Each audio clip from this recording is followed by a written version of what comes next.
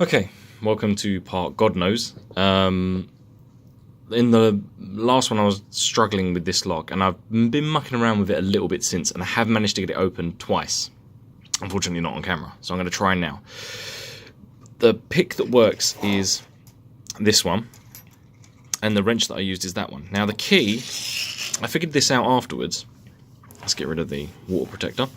The key, I figured out afterwards, works both ways. So you can turn it this way, and it pops open, and you can also turn it this way, and it pops open. It also doesn't spring back much. The other thing I noticed, and the reason that I think I might have opened it more than once, is that the rubber sheath, the plastic sheath slides over it. So when you're sort of like rummaging around with it, it could be open and you don't realise it, because it doesn't, even though it's spring loaded, if you're holding it, it doesn't actually open in your hand, because all that happens is this slides back a bit.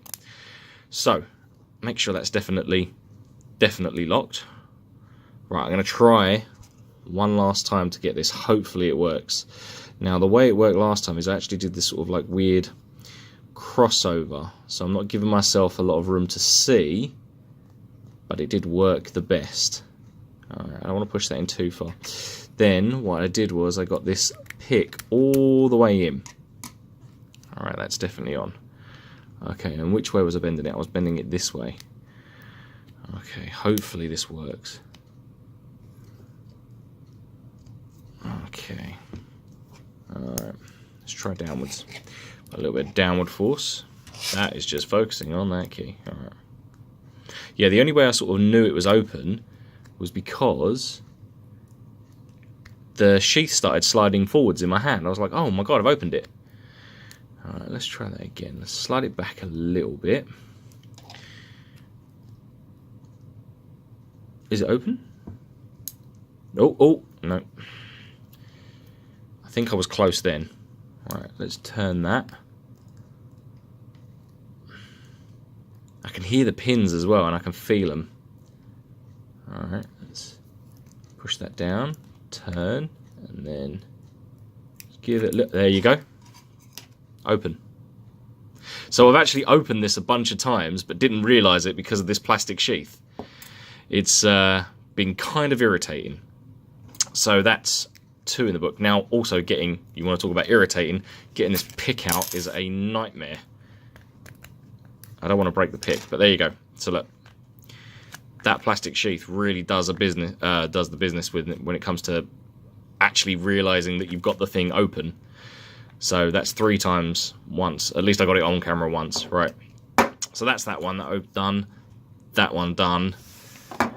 Those 2 not done. Right, now this last one I bought, this is unpickable, and I will explain why. I've spent about 5-10 minutes studying this lock. Looking at it, it looks just like the other one. But you'll notice, once this thing stops mucking around, right, this bit here, normally where you put the torque wrench in, it actually turns.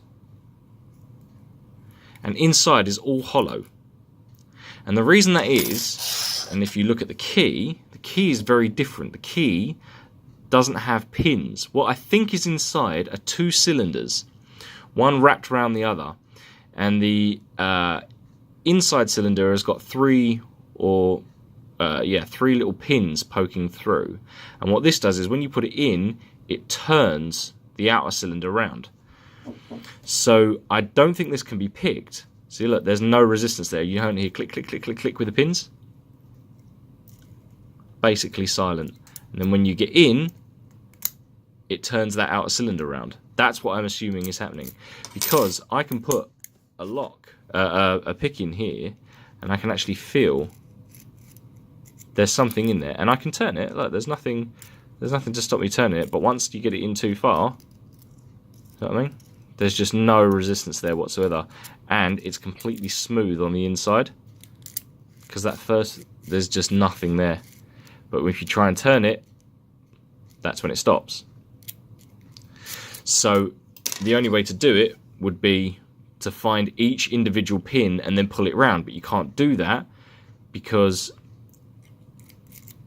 if you're pushing in with a pick and then turning, you can't turn all 3 at the same time. It means having 3 picks in there at the same time.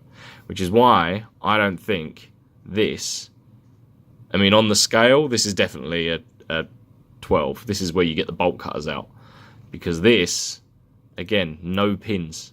There's absolutely no pins in there whatsoever. It is literally a cylinder inside another cylinder. I'd put money on that fact. In fact, let me try it the other way, see if it works, because if it does work, then okay. Did I just break the lock? Huh. Okay, let's try it the other way. Yeah, it only works in one direction. So that cylinder, it meets force going the other way. Huh. That's interesting. Yeah, look, there's no pins in there at all. That is unpickable. At least to me. Like, I've managed to do 2 so far. And as far as this little one goes, I'm going to work on it. I can feel there's at least 1 pin in there. Sorry, 2 pins in there that I can feel. It's probably 3. But this one is proving a nightmare because I just can't get the force in. But either way, this one, done. That waterproof one done.